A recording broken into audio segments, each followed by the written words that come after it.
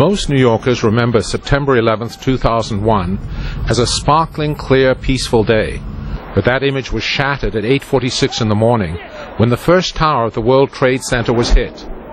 Angela Jackson saw the tower from her nearby office window. And we saw like the big gaping hole. We saw people jumping. So everyone was frantic. I had family members calling the line. Minutes later, the second tower was hit.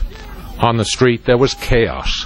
Some people were frantic, crying, trying to help people who were cut by the glass that, had spewed out. A few hours later, more shocking developments. One of the towers fell, then the other. It sounded like a helicopter was outside, and I saw this black cloud suddenly coming by my window. These pictures are still seared in the memories of most people. Kathleen Cross was in her apartment in nearby Battery Park City. When I came out, everything was covered in white. All this beautiful greenery was just white dust. Amazingly, within 1 week, the New York Stock Exchange reopened. Other businesses soon followed. Yet employees who returned say even months later the air smelled toxic. Case in John.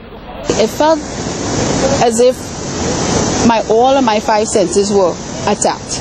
You could taste, you could smell, you could actually reach out and touch and see it was unbelievable. Kaysen developed upper respiratory problems. Today she is asthmatic. I really felt that being in that environment caused me to have the present health conditions that I'm experiencing. That is the key concern authorities face today. How many people became ill because of the toxic fumes from the collapse of the buildings at Ground Zero?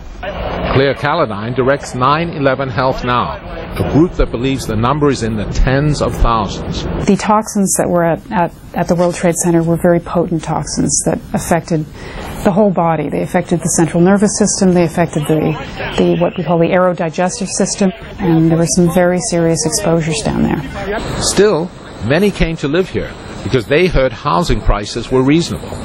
Allison Casillo moved into Battery Park City 7 months after the attack, even though she had heard about the toxic air. I got a great deal on my apartment, and as a typical New Yorker, you go for the apartment. A year later, she was diagnosed with COPD, a lung disease that makes it difficult to breathe. It's a bad thing. Chronic obstructive pulmonary disease, yeah. There is no proof the toxic air caused her condition or Case and John's asthma. But there is no question that 9/11 psychologically traumatized this city.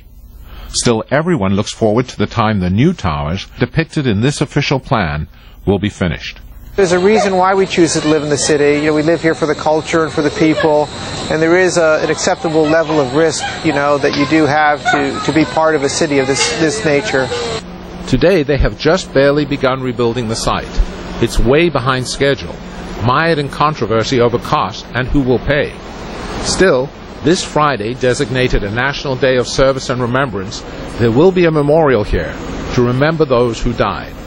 Martin Phillips, VOA News, New York.